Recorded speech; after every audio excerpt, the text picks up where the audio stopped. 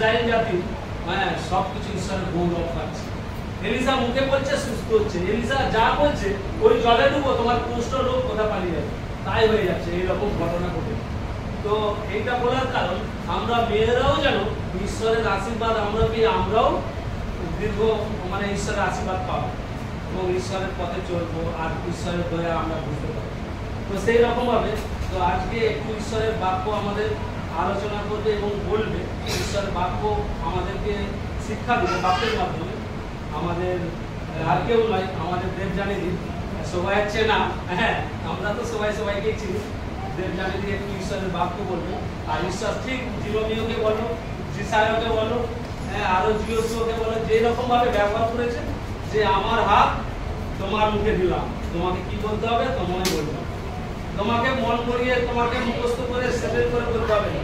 আমি তোমার হাত, আমার হাত তোমার মুখে দিলাম, তোমাকে কি বলতে হবে তুমি বলবে। আমরা সেই ঈশ্বরের বাক্য শুনবো দেবজানীদের মুখ থেকে। হ্যাঁ তোমরা মন দিয়ে শুনবে, ঈশ্বর আরো প্রচুর আছে। হ্যাঁ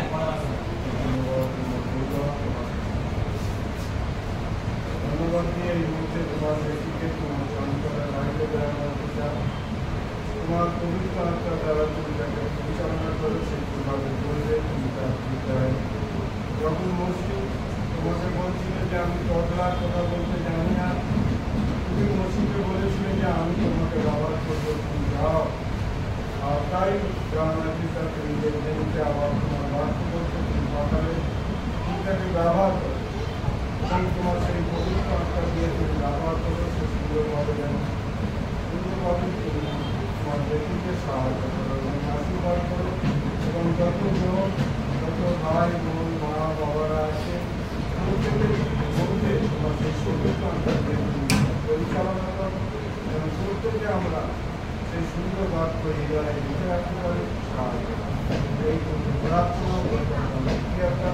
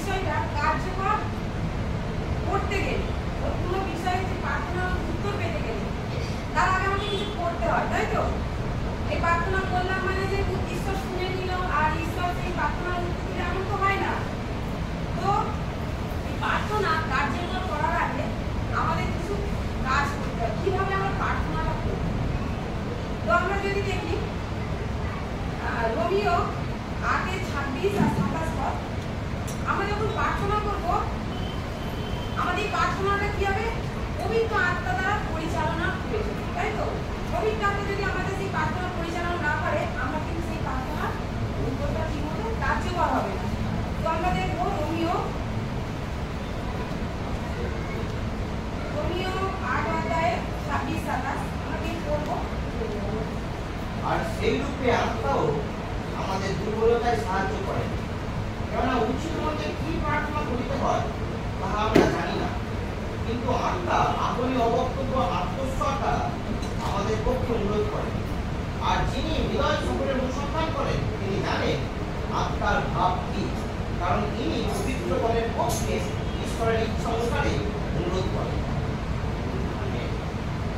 আমরা এখানে দেখলাম যে আমরা প্রার্থনা করি, কিন্তু কি প্রার্থনা করি আমরা অনেক সময় বুঝতে পারি না, বলেই যায় কথা বলে যাচ্ছি, ঈশ্বরের সঙ্গে বলে যাচ্ছি।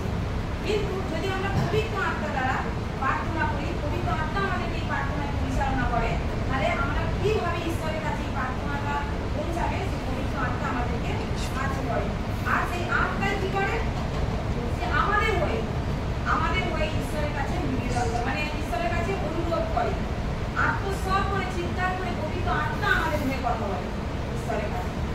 আর আমরা দেখবো আমরা যখন প্রার্থনা করি, তাহলে 1 নম্বর এটা গেল যে আমরা পবিত্র যখন প্রার্থনা করবো, পবিত্র আত্মা আমাদেরকে কি করবে?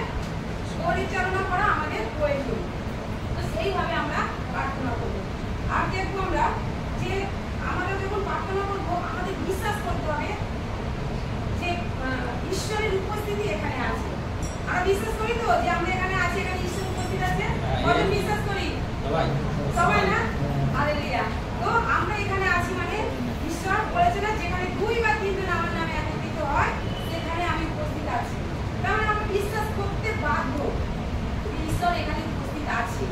তাহলে আমাদের প্রার্থনা যখন আমরা করব, সেই সময়তে আমাকে বিশ্বাস করতে হবে যে ঈশ্বরের উপস্থিতি আমার কাছে আছে।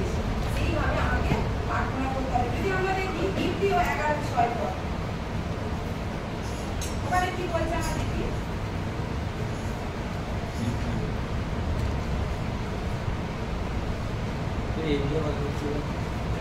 আমরা দ্বিতীয় 11:6, কিন্তু বিনা বিশ্বাসে পৃথিবীর বাধ্য হওয়া তারও সাধ্য নয়। তাহলে বিশ্বাস, আমি যদি আমার বাবা যদি আমাকে ভালোবাসে, বাবা আমাকে ভালোবাসে, কিন্তু আমি যদি বাবার কাছে বিশ্বস্ততা না দেখাই, বাবার প্রতি বিশ্বস্ত না থাকি, বাবা কি আমাকে মানে কি বলবো ভালোবাসবে? তাকে সন্তুষ্ট করতে পারবো আমি? পারবো না। তাহলে আমার বাবাকে সন্তুষ্ট করতে গেলে আমাকে কি করতে হবে? বাবার বাধ্য হতে হবে, তাকে বিশ্বাস করতে হবে, এবং বাবাও ছেলেকে বিশ্বাস করবে, তবে একে অপরে কি হবে? সন্তুষ্ট থাকতে হবে। তাহলে আমরা কখনো ঈশ্বরকে বিশ্বাস যদি না করি, আর আমরা প্রার্থনা করছি, ঈশ্বরকে বিশ্বাস করতে পারছি না, অথচ আমরা ঈশ্বরের কাছে প্রার্থনা করছি, তাকে আমরা চোখে দেখতে পাই না, তাই কি? তাহলে আমি যাকে চোখে দেখতে পাচ্ছি না, তাকে বিশ্বাস না করে যদি আমি প্রার্থনা করি, সেই প্রার্থনা কি আমার সফল হবে? হবে না। তাহলে আমি যখন প্রার্থনা করবো, তখন আমাকে বিশ্বাস করতে হবে, বিশ্বাস করতে হবে যে আমি ঈশ্বরকে বিশ্বাস করি। তাহলে আমি ঈশ্বরকে কি করতে পারবো? আমরা সন্তুষ্ট করতে পারবো। তখনই তো আমাদের প্রার্থনা ঈশ্বরের কাছে গ্রহণযোগ্য হবে। তাহলে আমাদের কি হবে? বিশ্বাস করতে হবে। প্রার্থনা যখন করবো, আমরা ঈশ্বরকে বিশ্বাস করে প্রার্থনা করবো। আর আমাদেরকে আমরা আরো দেখবো 3 নম্বর পয়েন্টে আমাদের কি, যখন আমরা প্রার্থনা করবো আমাদেরকে এটা বিশ্বাস করতে হবে যে যখন আমরা বিশ্বস্ত ভাবে প্রার্থনা করি, ঈশ্বর আমাদেরকে পুরস্কৃত দান করে, পুরস্কার দান করে তো। কখনো বাবার ভালো ছেলে মেয়ে হয়ে চলে, বাবা পুরস্কার দেয় তো, গিফট দেয় তো, উপহার দেয় তো কিনে। তো সেই রকম আমাদেরকে এটা বিশ্বস্ত থাকতে হবে, বিশ্বাস করতে হবে যে আমরা বিশ্বাস করে প্রার্থনা করতে হবে যে আমি ঈশ্বরের বিশ্বস্ত আছি। আমার যদি ঈশ্বরের কাছে বিশ্বাসে নড়বড় থাকে, সেই প্রার্থনা গ্রহণযোগ্য হবে? হবে না। তাহলে আমাদের কি করতে হবে? বিশ্বাসে স্থির থাকতে হবে, ঈশ্বরের উপর বিশ্বস্ত থাকতে হবে, তবেই সেই প্রার্থনা আমাদের কার্যকরী হবে। তো আমরা এই বিষয়ে দেখবো 11:6 যে আমরা বিশ্বাস থাকলে ঈশ্বর আমাদের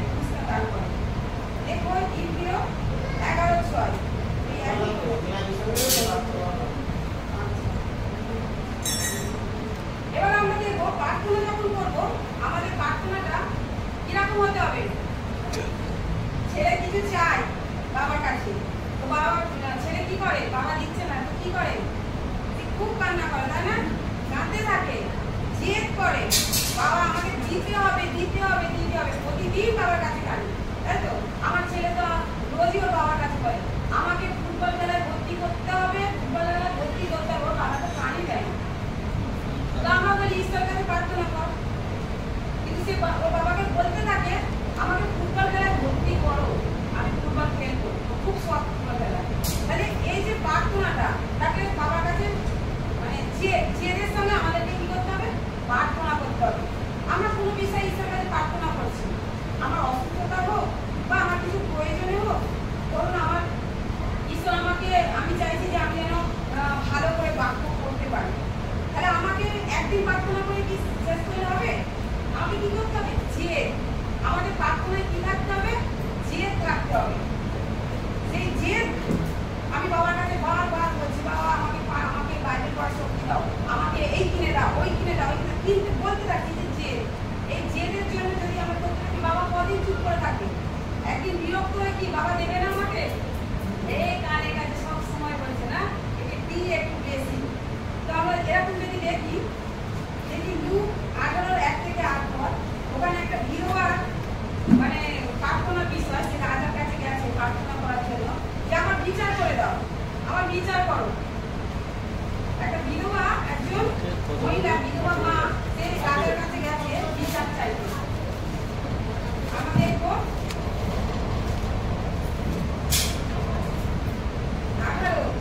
18:1-6। প্রার্থনার বিষয়ে শিক্ষা। আর তিনি তাহাদিগকে এই ভাবে জিজ্ঞাসা করিলেন যে তাহাদের সর্বদাই প্রার্থনা করা উচিত, নিরুৎসাহ হওয়া উচিত নয়। তিনি বলিলেন, কোন নগরে এক বিচারকর্তা ছিল, সে ঈশ্বরকে ভয় করিত না, মনুষ্যকেও মানিত না। আর সেই নগরে এক বিধবা ছিল, সে তাহার নিকটে আসিয়া বলিত, অন্যায় প্রতিপাল করিয়া আমার বিভক্ত হইতে আমাকে উদ্ধার করো। বিচারকর্তার কিছুবার পর্যন্ত সম্মত হইল না, কিন্তু পরে মনে মনে কহিল, যদিও আমি ঈশ্বরকে ভয় করি না, মনুষ্যকেও মানি না, তথাপি এই বিধবা আমাকে বেশ দিতেছে, এই জন্য অন্যায় হইতে ইহাকে উদ্ধার করিতে পাছে এই সর্বদা আসিয়া আমাকে জ্বালাতন করিয়া উঠিত। পরে প্রভু কহিলেন, শুনো, ওই অন্যায়ের বিচারকর্তা কি বলে। তবে ঈশ্বর কি আপনার সেই মনোনীতদের পক্ষে অন্যায়ের প্রতিবাদ করিবেন না, যাহারা দিবারাত্র তাহার কাছে রোদন করে, যদিও তিনি তাহাদের বিষয়ে দীর্ঘসহিষ্ণু। আমি তোমাদিগকে বলিতেছি, তিনি শীঘ্রই তাহাদের পক্ষে অন্যায়ের প্রতিবাদ করিবেন। কিন্তু মনুষ্যপুত্র যখন আসিবেন, তখন তিনি পৃথিবীতে বিশ্বাস পাইবেন। তো যাই হোক, আমরা এখানে দেখলাম যে একজন বিধবা মা সে বিচারের জন্য প্রভুর কাছে মানে রাজার কাছে গেছে। তো রাজা তো শুনছে না, কিন্তু বিধবা মাও কিন্তু ছাড়ছে না, সে যেতেই থাকছে আর বলতেই থাকছে আমার বিচার করো। একদিন কি হলো, রাজা বিরক্ত হয়ে, সে কিন্তু এখানে দেখলাম যে রাজা ঈশ্বরকে ভয় করে না, কিন্তু সে বিধবা মায়ের বিরক্ত হয়ে সে তার কাজটা করে দিয়েছে। তাহলে আমি তাহলে এই যে নাচরবানরা, এই যে জেদের প্রার্থনাটা যে জেদ ছিল যে মায়ের, আর সেই তার জেদের ফলে সে কি পেয়েছিল, বিচার পেয়েছিল। আজকে আমরা এই মায়ের থেকে আমরা কি শিখতে পারি, যে আমাদেরও প্রার্থনায় কি হতে হবে, জেদ থাকতে হবে। আমরা বিশ্বাস করি আমরা এটা পাবো, আর আমরা চাইবো যে আমাকে দিতে হবে। আর যখনই আমাদের প্রার্থনার মধ্যে জেদ থাকবে, তখনই আমাদের এই প্রার্থনা সফল হবে। আর বিধবা মা সে তার বিচারে ফল পেয়েছিল, রায় দিয়েছিল, রাজা বিচার করেছিল। তাহলে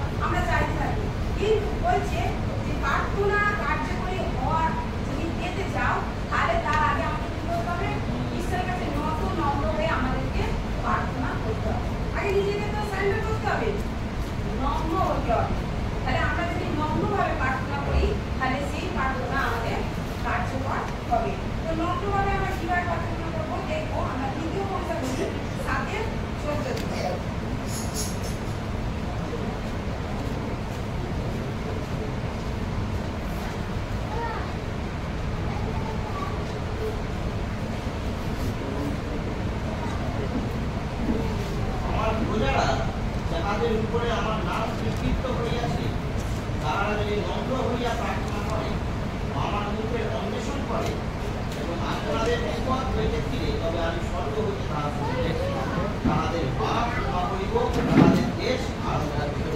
তাহলে আমরা দেখলাম যে এখানে ঈশ্বর বলছে আগে তোমরা তোমাদের কি আমাদেরকে নম্র হতে বলছে, যে তোমরা আগে নম্র হও, তোমাদের সব কিছু করা যাবে। তাহলে আমরা যখন প্রার্থনা করবো আমাদের ঈশ্বর প্রার্থনা শুনবে, কিন্তু তার আগে আমাদের কি করতে হবে? ঈশ্বরের কাছে নম্রতা, নম্রতা। আমরা যদি খুব মেধাবী ঈশ্বরের কাছে গিয়ে বলি, বাবার কাছে যদি আমার পড়া ভাষায় কথা বলি, বাবা কি করবে? আমাকে আদর করবে? আমার কথা শুনবে? শুনবে না। তাহলে বাবার সঙ্গে আমাকে কি করতে হবে? নম্রভাবে কথা বলতে হবে। তাহলে আমরা প্রার্থনা কার্যকরী হওয়ার আগে তাহলে আমাকে কিভাবে প্রার্থনা করতে হবে? নম্রভাবে প্রার্থনা করতে হবে। আর প্রার্থনা করতে হবে আমার মানে যখন প্রার্থনা করবো তার আগে আমাকে আমি যে পাপ করেছি, অন্যায় করেছি, দিন প্রতিদিন আমরা অন্যায় করি, তো সেই অন্যায়কে আগে আমাদের কি করতে হবে? অনুতাপ করতে হবে। মানে কি বলবো, মানে ঈশ্বরের কাছে ক্ষমা চাইতে হবে, অনুতাপ করতে হবে। যখন আমি আমার দোষ অন্যায় অনুতাপ করবো, তখনই প্রার্থনা আমার কার্যকর হবে। আমরা দেখবো 6:4 দ্বিতীয় বংশাবলী 6:4 আমরা দেখবো যে যদি আমাদের প্রার্থনা কার্যকরী করতে হয় তার আগে আমাদের কি করতে হবে? অনুতাপ করতে হবে। আর তিনি কহিলেন, ধন্য সদাপ্রভু ইসরায়েলের ঈশ্বর, তিনি আমার পিতার দাউদের কাছে আপন মুখে এই কথা বলিয়াছিলেন এবং আপন হস্ত দ্বারা ইহা সফল করিয়াছিলেন। তাহলে কি হচ্ছে? আপনাদের উপর হইতে, মানে আমরা মন্দ যা কিছু করি আগে আমাকে সেই উপর থেকে মন্দ জিনিস থেকে আমাকে ফিরতে হবে, তবেই তো আমরা প্রার্থনা করতে পারবো। আর এই প্রার্থনা তবেই আমাদের কার্যকর হবে, সফল হবে। তাহলে আমরা আজকে দেখলাম যে প্রার্থনা কার্যকর করতে গেলে কিভাবে আমরা প্রার্থনা করবো। তাহলে আমাদেরকে বিশ্বস্ত হতে হবে, বিশ্বস্তভাবে প্রার্থনা করতে হবে, আমাদের নম্র হতে হবে, আমাদেরকে পবিত্র আত্মা দ্বারা সেই প্রার্থনাকে পরিচালনা করতে হবে, তবেই কিন্তু আমাদের প্রার্থনা কার্যকর হবে। এবার দেখো কার্যকর করতে গেলে কিভাবে প্রার্থনা করবে। ঠিক আছে? তো বাবা তোমাকে জিনিস দেবে, বাবা তো একটা শর্ত দেয়, ঠিক আছে তুমি ভালো রেজাল্ট করো, মঙ্গলবার নিশ্চয়ই করবে ছেলেকে, ঠিক আছে তোমাকে আমি ফুটবল খেলায় ভর্তি করবো, তুমি ভালো রেজাল্ট করো, তবেই আমি কিন্তু তোমাকে, তাহলে একটা শর্ত দেয়, তাই তো? আমি তার কাছে বিশ্বস্ত হলাম, আমার বাবার কাছে আমি বিশ্বস্ত হলাম, আমার সমস্ত পাপ অপরাধ ক্ষমা করে চেয়ে নিলাম, আমি নম্রভাবে চলছি, বাবা দেখলো, তবুও বাবার কাছে একটা শর্ত থাকে, ঠিক আছে তোমাকে আমি পুরস্কার দেবো, তোমাকে আমি খেলায় ভর্তি করবো, তুমি যা চাইছো আমি তাই দেবো, কিন্তু কিছু শর্ত আমি দেবো, তোমাকে সেইটা করতে হবে, ভালো রেজাল্ট করো, তোমাকে আমি পুরস্কার দেবো, খেলায় ভর্তি করবো, থাকে তো? তো সেই রকম ঈশ্বর আমাদের, আমরা যা প্রার্থনা করার আগে আমাদের যা যা করার দরকার আমরা করলাম, কিন্তু ঈশ্বর তো তবুও আমাদেরকে দেখে যে তুমি সত্যি সেই মতো চলছো কিনা। তো প্রার্থনা কার্যকর কিভাবে হবে? তো দেখবো প্রথমে রোমিও 8:27 পদে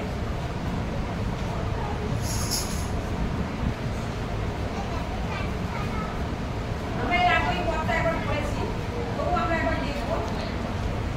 আমাদের প্রার্থনাটা অবশ্যই ঈশ্বরের ইচ্ছা অনুসারে চাইতে হবে।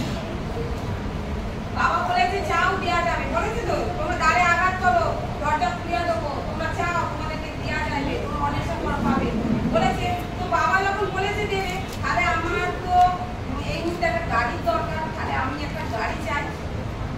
আমার বাবার সামর্থ্য আছে কিনা জানি না, হয়তো আছে আমার বাবার সামর্থ্য, আমাকে গাড়ি দেবে, কিন্তু আমি চাইবো একটা গাড়ি।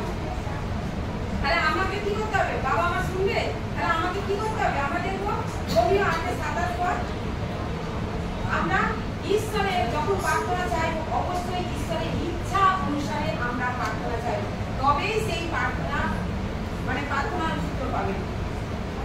তাহলে প্রার্থনার উত্তর পেতে গেলে আমাকে চাইতে হবে ঈশ্বরের ইচ্ছা অনুযায়ী। আমরা পেয়েছি রোমিও 8:27 পদ।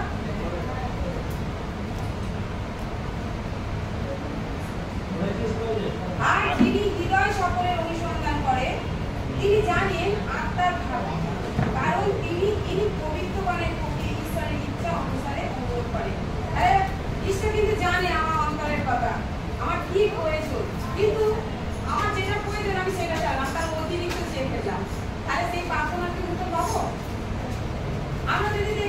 মতি 26:59 সেখানে যিশু কিভাবে প্রার্থনা চেয়েছিলেন। মতি 26:59 পদে আমরা দেখব যিশু কিভাবে প্রার্থনা চেয়েছে, আমাদের প্রভু সে কিভাবে প্রার্থনা চেয়েছিলেন। তখন প্রধান যাজকগণ এবং সমস্ত মহাসভা যিশুকে বধ করিবার জন্য তাহার বিরুদ্ধে মিথ্যা সাক্ষ্য অনুসরণ করিল। কিন্তু অনেক মিথ্যা সাক্ষ্য আসিয়া শুনিলেও তাহা পাইল না। অবশ্যই দুইজন আসিয়া বলিল, এই ব্যক্তি বলিয়াছিল, আমি ঈশ্বরের মন্দির ভাঙিয়া ফিরতে আবার 3 দিনের মধ্যে গাঁথিয়া তুলিতে পারিব। 26:59 ওটাই আছে। ওখানে ঈশ্বর মানে যিশু প্রার্থনা চাইছে যখন তাকে ক্রুশে দেওয়া হবে, তার আগে রাত্রে যখন গেছিলেন বাগানে চলে গিয়েছিলেন, তার দুঃখের কথা ঈশ্বরের কাছে মানে জানাচ্ছে যে প্রভু সে তো জানে, ঈশ্বর প্রভু যিশু তো জানে তার মৃত্যু কিভাবে হবে, কিন্তু তবু তিনি বাবার কাছে প্রার্থনা করছে যে প্রভু আমি চাই, মানে তুমি যদি চাও এই পান পাত্রটা আর এই দুঃখের বেলাটা আমার কাছে সরিয়ে দিতে পারবে, কিন্তু তবু আমার ইচ্ছা নয়, মানে প্রভু তোমার ইচ্ছাই আমার জীবন শুরু করছে। তো এটা আছে আমাদের ওইখানে মানে মসজিদে মৃত্যু যখন এখানে আছে বেসিক্যালি বাগানে প্রার্থনা করছিলেন, তো ওখানে আমরা দেখছি যে যিশু চাইছে, সে জানে সে তো নিজেকে বাঁচাতে পারতো, আর সে জানে তাকে সে বাঁচাতে তার পিতা অসক্ষম, কিন্তু তবু সে তার নিজের ইচ্ছা অনুসারে নয়, তিনি পিতার ইচ্ছাটাই মেনে নিয়েছে যে এই যে মৃত্যুটা হোক আমার ইচ্ছা নয়, তোমার ইচ্ছাই সিদ্ধ হোক।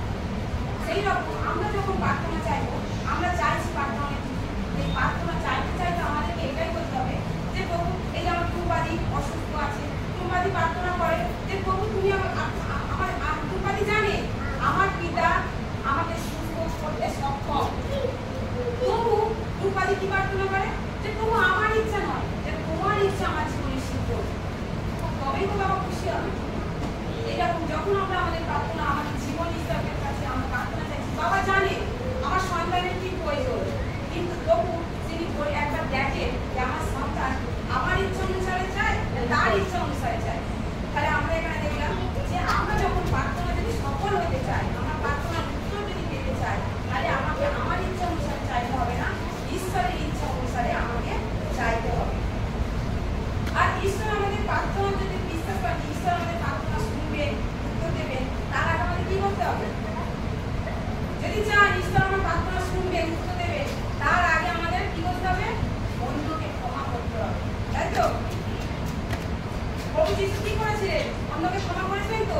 তিনি কিন্তু ক্রুশে ঝুলছে, তার মাধ্যম দিয়েও তিনি ক্ষমার বাণী দিয়ে গেছিলেন, একে অপরকে ক্ষমা করেছিলেন। সেই রকম যদি আমরা বিশ্বাস করি যে প্রভু যিশু আমার প্রার্থনা শুনবেন ও উত্তর দেবেন, তাহলে তার আগে আমাদেরকে অন্যকে ক্ষমা করতে হবে। আমরা অন্যের প্রতি হিংসা রাখি, অন্যের প্রতি রাগ রাখি, তাকে ক্ষমা করতে পারি না, কিন্তু আমি ঈশ্বরের কাছে গিয়ে চাইছি প্রভু আমাকে এটা দাও, প্রভু আমাকে দেবে না। তাহলে তার জন্য যদি আমরা আমাদের উত্তর পেতে চাই, প্রভু আমার প্রার্থনা শুনবেন, উত্তর দেবে, তাহলে তার আগে আমাকে কি করতে হবে? একে অন্যকে ক্ষমা করতে হবে, আমাকে ক্ষমা চাইতে হবে। যদি আমরা দেখি ওই পদটাই মার্ক 11:15-25 পদে আছে, মার্ক 11:25। আর তোমরা যখনই প্রার্থনা করিতে দাঁড়াও, যদি কাহারও বিরুদ্ধে তোমাদের কোনো কথা থাকে, তাহাকে ক্ষমা করিও। তাহলে কি যে বলছে তুমি যে দেবীকে উৎসর্গ করতে যাচ্ছ, তার আগে দেখো তোমার বিরুদ্ধে যা দাঁড়িয়ে আছে তাকে তুমি ক্ষমা করো। তাহলে এই বাক্যের মধ্যে দিয়ে আমাদেরকে শিক্ষা দিচ্ছে যে আমাদের প্রার্থনা চাই, ঈশ্বরের কাছে আরাধনা করতে আসি, কিন্তু আমরা আগে যদি আরাধনা করতে আসার আগে ঝগড়া করে আসি, সেই আরাধনা ঈশ্বরের কাছে যাবে না। তাহলে ঈশ্বরের কাছে আরাধনা করার জন্য, ঈশ্বরের উত্তর পাওয়ার জন্য তার আগে আমাদের কি করতে হবে? একে অপরকে ক্ষমা করতে হবে। যদি আমরা একে অন্যকে ক্ষমা করতে পারি, তাহলে আমরা আমাদের প্রার্থনায় আমরা নিশ্চয়ই লাভ করবো, আমাদের প্রার্থনায়। আমরা এরপরে দেখবো বিশ্বাসে প্রার্থনা করতে হবে। দেখুন মার্ক 11:24 পদ, বিশ্বাসে প্রার্থনা করতে হবে। এই জন্য আমি তোমাদেরকে বলি, যাহা কিছু তোমরা প্রার্থনা যাচ্ছা করো, বিশ্বাস করিও যে তাহা পাইয়াছ, তাহা তোমাদের জন্য তাহাই হইবে। প্রার্থনা করবো আমাদের কিন্তু বিশ্বাস করে আমি এটা পেয়ে গেছি, আমি এটা পাবো, আমি সুস্থ হয়ে গেছি। এই বিশ্বাস যদি আমাদের অন্তরে থাকে তাহলে আমাদের প্রার্থনাটা সফল হবে। আর আমার বিশ্বাস নেই, সেই বাইবেলই আছে, তো তোমার যদি সরিষা দানার মতন বিশ্বাস থাকে, তুমি এই পাহাড়কে বলো সমুদ্রে গিয়ে পড়বে, আর সমুদ্রে পড়ে যাবে।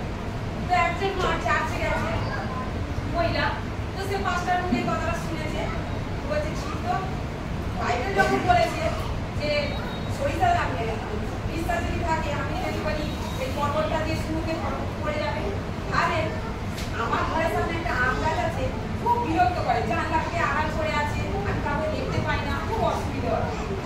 তো আমি এটা প্রার্থনা করি, মা তো মা এসে প্রার্থনা করছে যে পিতা আমার এরকম তোমার বাক্য করেছে যে যদি বিশ্বাস থাকে তাহলে পর্বতকে বলে সমুদ্রে গিয়ে পড়বে, তাহলে আমি প্রার্থনা করি আমার এই আম গাছটা সমুদ্রে ফেলে দেওয়া।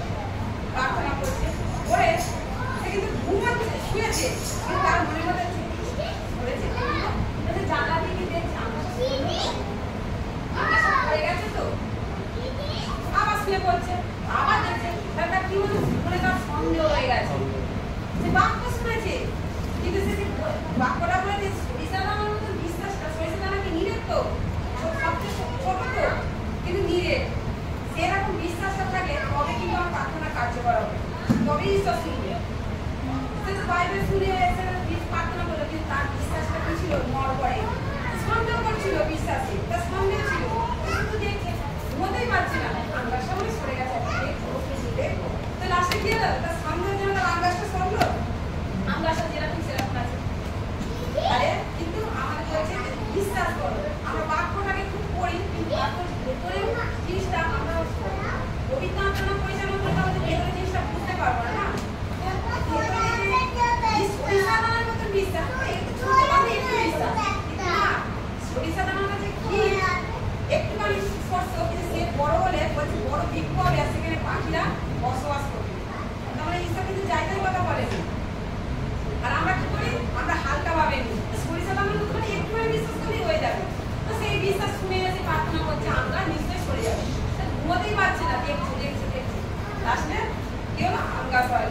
সেই রকম আমাদের বিশ্বাস যদি ওরকম হয়, কোনো বিশ্বাস প্রার্থনা করছি অসুবিধা ভালো হবে, আমার এই প্রার্থনাটা শুনেছে তো, এই যে সন্দেহ, এই যদি সন্দেহ করি আমাদের প্রার্থনা করবে, বিশ্বাস করো যেটা তোমাদের হয়েছে সেটা ঈশ্বর শুনেছে। আমাদের কি করতে হবে, বিশ্বাসের সঙ্গে প্রার্থনা করতে হবে, আর আমাদের কি করতে হবে, তার আজ্ঞা পালন করতে হবে, তাই তো। আমি প্রার্থনা করছি অথচ তার আমি অবাধ্য হচ্ছি, বাবা ছেলের অবাধ্য হয়েছিলেন, বাবা কিছু দেবে দেবে না, তার সম্পত্তিও দেবে না, কিছু দেবে না, এ তো অবাধ্য। দেখছি 2 সন্তান ছিল না, হারানো করতে, 2 ছেলে, একজন ছিল বাবার বাধ্য আর একজন ছিল অবাধ্য, তো কি হলো, সে হারিয়ে সব শেষ করে দিল। যেরকম যদি আমরা আজ্ঞা পালন করি তাহলে আমরা আশীর্বাদ পাবো, মানে আমাদের প্রার্থনায় উত্তর দেবে। আমরা যদি দেখি প্রথম জন 3:22 সেখানে কি বলছে, আজ্ঞা সম্বন্ধে, আজ্ঞা সম্বন্ধে সেখানে কি বলছে আমরা দেখবো। 3:22 যে কিছু যাচ্ছা করি তা তাহার নিকটে পাই, কেননা আমরা তাহার আজ্ঞা সকল পালন করি, এবং তাহার বিষয়ে যাহা যাহা প্রতিযোগ তাহা করি। তাহলে আমাকে তার আজ্ঞা পালন করতে হবে। ঈশ্বর কি বলছে, তার বাক্য কি বলছে, কিরম ভাবে চলতে বলছে, হ্যাঁ কিরম ভাবে চললে ঈশ্বর আমাকে ঈশ্বরের কাছে গ্রহণযোগ্য হবে, আমাকে প্রথমে তার আজ্ঞা পালন করতে হবে। আমরা যদি তার আজ্ঞা সকল পালন করি তবে তো তিনি আমার প্রার্থনায় উত্তর দেবেন। তাহলে প্রার্থনার উত্তর পেতে গেলে আমাদেরকে কি করতে হবে, তার আজ্ঞা সকল পালন করতে হবে। আর কি করতে হবে, আমরা যদি দেখি মনের 7 পদে এটা হবে যে খ্রিস্টে অবস্থান করতে হবে আমাদের। তাহলে শুধু আজ্ঞা পালন করলে হবে না, আমার প্রভু পথে চলতে হবে, আর আমরা যখন প্রভু পথে চলবো তবেই তো তার আজ্ঞা পালন করতে পারবো, বা আজ্ঞা পালন করলে তবেই তো প্রভু পথে চলতে পারবো। তাহলে প্রার্থনায় উত্তর পেতে গেলে আমাদেরকে ঈশ্বরের মধ্যে থাকতে হবে, ঈশ্বরের পথে চলতে হবে, ঈশ্বরের মধ্যে থাকতে 15:7।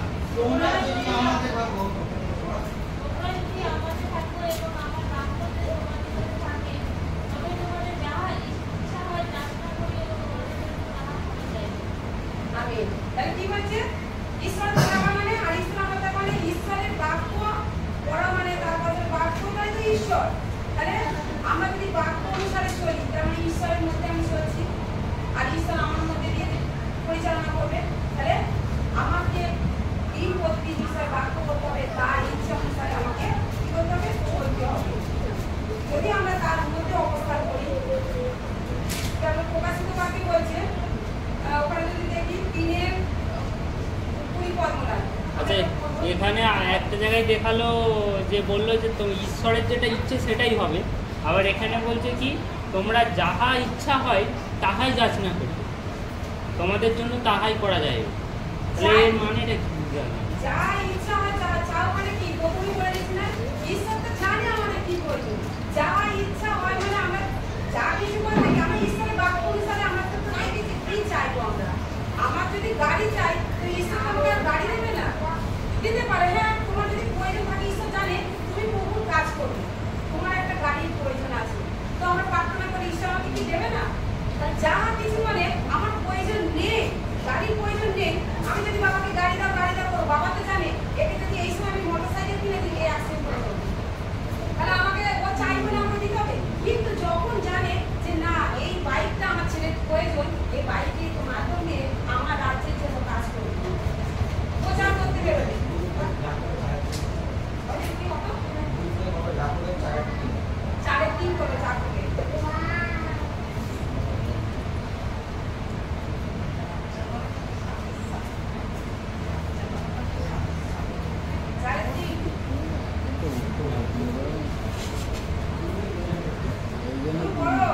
যাচনা করিতেছ তথাপি ফল পাইতেছ না, কারণ মন্দভাবে যাচনা করিতেছ, যেন আপন আপন সুখাবিলাসে ব্যয় করিতে পারো। কি বলছে এখানে? চাওয়াটা আমাদের কিরকম হতে হবে? তাই তো? এই জন্য তো যাচনা করিতেছ তথাপি ফল পাইতেছ না, কারণ মন্দভাবে যাচনা করিতেছ, যেন আপন আপন সুখবিলাসে ব্যয় করতে পারো।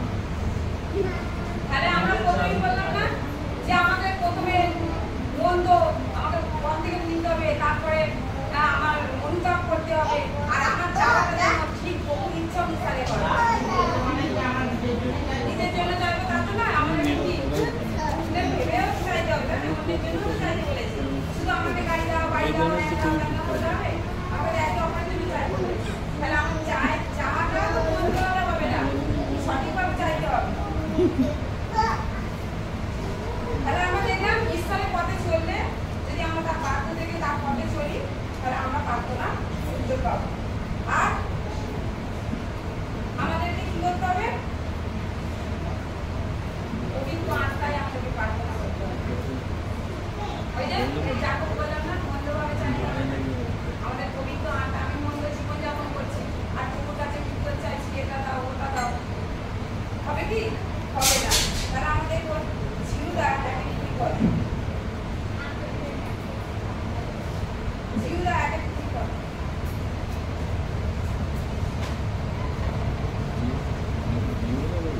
একে কত? একে 3। 20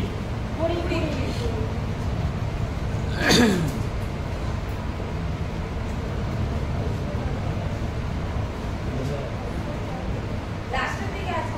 কিন্তু প্রিয়তমেরা, তোমরা আপনাদের পরম পবিত্র বিশ্বাসের ওপরে আপনাদিগকে গাঁথিয়া তুলিতে তুলিতে পবিত্র আত্মাতে প্রার্থনা করিতে করিতে ঈশ্বরের প্রেমে আপনাদিগকে রক্ষা করো, এবং অনন্ত জীবনের জন্য আমাদের প্রভু যীশু খ্রিস্টের দয়ার অপেক্ষায় থাকো। তাহলে কি হচ্ছে? এখানে বলছে প্রিয়তমেরা, তোমরা আপনাদের পরম পবিত্র বিশ্বাসের উপর আপনাদেরকে গাঁথিয়া তুলিতে তুলিতে পবিত্র আত্মাতে প্রার্থনা করিতে করিতে ঈশ্বরের প্রেমে আপনাদিগকে রক্ষা করো। আমাদের কি করতে হবে? নিজেদেরকে পবিত্র রাখতে হবে, আর সেই পবিত্রভাবে আমাদের নিজেকে গড়ে তুলতে হবে, তবেই আমাদের প্রার্থনায় আমরা উত্তর পাবো, সফলতা দান পাবো। আমরা জগতের সঙ্গে মিশছি, জগতের মতন চলছি, আর যাকে এসে হালেলুয়া হালেলুয়া করছি, প্রার্থনা করছি,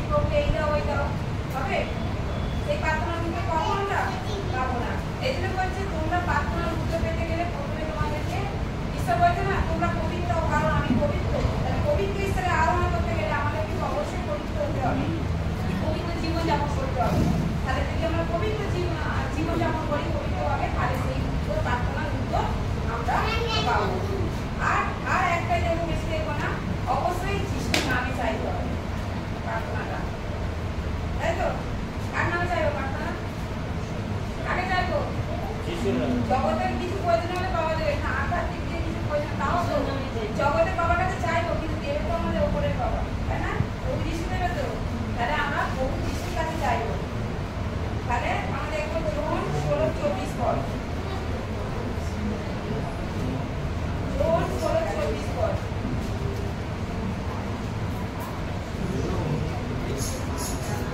আমি বলছি এখানে, এ পর্যন্ত তোমরা আমার নামে কিছু যাচনা করো নাই, যাচনা করো তাহাকে পাইবে, যেন তোমাদের আনন্দ সম্পূর্ণ হয়। আর আমাদের কি বলছে? তাহলে আমরা যিশুর নামে চাই না, তাই পাই না। যখন আমরা যিশুর নামে চাইবো দেবে আমাদেরকে। তাহলে আমরা যা কিছু প্রার্থনা করবো যিশুর নামে আমরা প্রার্থনা করবো, তাহলে তিনি আমাদেরকে দেবেন, তাই তো? আমরা যদি আমার বাবাকে না চেয়ে মনের বাবার কাছে চাই হবে না, দেবে না। তাহলে আমাকে চাইতে গেলে আমার বাবাকেই চাইতে হবে। তাহলে সেরকম আমরা যদি পাবো তো যিশুর নামেই চাইতে হবে। এই ঈশ্বর বলছে তোমরা এতদিন চেয়ে এসেছো পাওনি, তুমি আমার নামে চাও, যিশুর নামে চাও, তোমরা পাবে। তাহলে আমরা আজকে দেখলাম ঈশ্বরের বাক্যে আশীর্বাদ করি যে আমরা আজকে প্রার্থনা করবো। আমাদের প্রার্থনা উত্তর পাওয়ার আগেও আমাদের কিছু কাজ থাকে, এবং প্রার্থনা উত্তর পাওয়ার পরে পেতে গেলেও তাকেও আমাদের কিছু শর্ত থাকে, সেইগুলো আমাদেরকে পালন করতে হবে। প্রথমে আমাদের কি হতে হবে? নতুন হতে হবে, আর অন্যকে ক্ষমা করতে হবে, বিশ্বস্তভাবে প্রার্থনা করতে হবে, তাই তো? তবে তো আমরা উত্তর পাবো। তাহলে যাই হোক, তো ঈশ্বরের বাক্যে আশীর্বাদ করুন। আমি তো সেরকম ভাবে বোঝাতে পারি, বলতে পারি না, কিন্তু বলছে যে মসিকেও বলেছে, জিরোমিয়াকে বলেছে, আজকে বললাম বলতে যে কি বলতে হবে আমি বলে দেব। ঈশ্বরের বাক্য পড়ে, সত্যি পড়ে মুখে করে বলা যায় না, না? এখানে এসে ঈশ্বরের আত্মা দ্বারা পরিচালিত না হলে ঈশ্বরের বাক্য বলা সত্যি খুবই কঠিন। যতই সে লেখাপড়া জানে, শিক্ষিত হোক, কিন্তু ঈশ্বরের বাক্য দ্বারা মানে ঈশ্বর যখন যদি না পরিচালনা না করে, এই বাক্য ঠিক বোঝাবার জন্য বা বুঝতে হচ্ছে, যে বলবে তারও খুব অসুবিধে, এবং যে যারা শুনবে তাদেরও অসুবিধে। এই জন্য যখনই ঈশ্বরের বাক্যে যাওয়ার আগে আমরা সবসময় নিজেদেরকে পবিত্র আত্মার আহ্বান করি। পবিত্র আত্মা আমাদেরকে বলতে সাহায্য করবে, বলতে সাহায্য করবে। জানি না ঈশ্বরের ভাই বোনরা আমি পড়েছি কিনা, কিন্তু যতটা আমার বাক্য শুনিয়েছে যে আমাদের ঈশ্বরের কাছে কিছু চাওয়ার আগে তার কিছু অংশ চাইতে হবে, কিন্তু তার আগে আমাদেরকে কিন্তু পুরানো পাপ পাপগুলোর জন্য অনুতাপ করতে হবে। একে অন্যকে আমার পিতা শিখেছে ক্ষমা করতে হবে, তবেই কিন্তু আমার প্রার্থনা আমরা পাবো। তো ঈশ্বর 3 রকম ভাবে উত্তর দেয়। এক হচ্ছে হ্যাঁ, 2 না, আর 3 হচ্ছে অপেক্ষা করো। ঠিক আছে? যদি আমরা সঠিকভাবে প্রার্থনা করি ঈশ্বর ব্লেসিং করবে। যদি আমরা বন্ধুভাবে চাই ঈশ্বর না, আর কিছু প্রার্থনা করবে আমাদেরকে বিশ্বাস দেখার জন্য, প্রভুর প্রতি আমরা কতটা বিশ্বাস আছি সেটা দেখার জন্য। এক হলো অপেক্ষা করো। তাহলে আমরা 3 রকম ভাবে আমাদেরকে ঈশ্বর বুঝতে দেয়। তো আমাদেরকে আমরা দেখবো আমরা অপেক্ষাও করবো, আর হ্যাঁ না পাওয়ার জন্য ঈশ্বরের কাছে সবচেয়ে আমাদের অপেক্ষাটাই দরকার, না?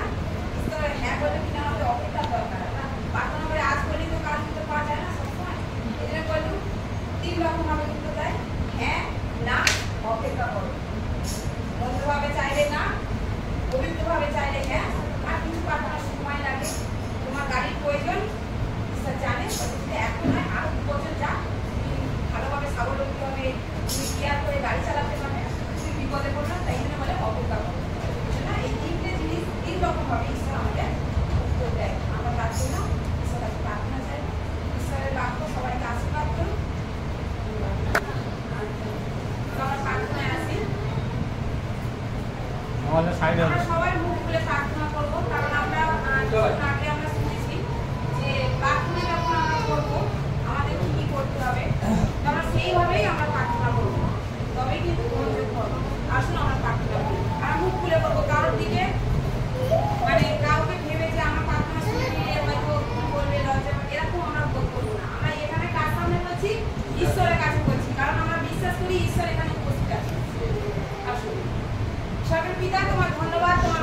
সুশাবন দয়াল।